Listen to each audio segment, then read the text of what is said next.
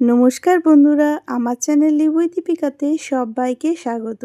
আমার ভিডিও যদি ভালো লেগে থাকে ইউটিউব থেকে দেখলে লাইক, কমেন্ট, শেয়ার এবং সাবস্ক্রাইব করে দেবেন। আর ফেসবুক থেকে দেখলে আমার চ্যানেলটিকে ফলো করে দেবেন। আজ বানাবো চিলি চিকেন।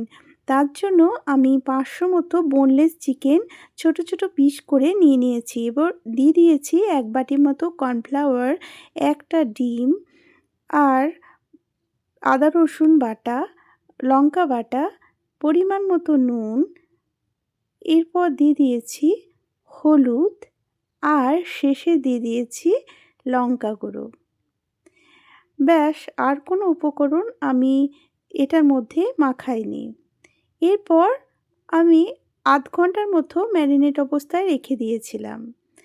যত সময় ধরে তোমরা ম্যারিনেট অবস্থায় রাখবে ততটাই চিকেনটা জুসি হবে। দেখো, হাতের সাহায্যে আমি ম্যারিনেট করে নিয়েছি।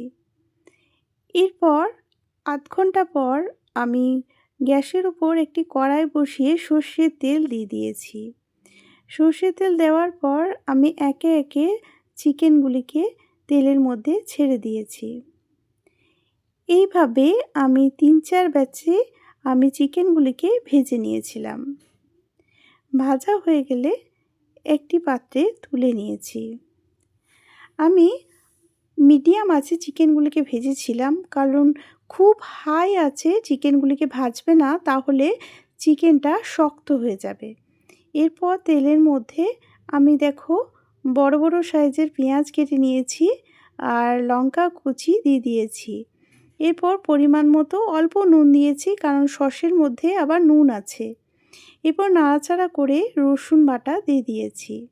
তোমরা চাইলে রসুন কুচি দিতে পারো, আদা কুচি দিতে পারো, কিন্তু আমি পেস্ট ব্যবহার করি, কারণ আমাদের বাড়িতে কুচিটা সকলে পছন্দ করে না, তাই আমি পেস্টই ব্যবহার করি।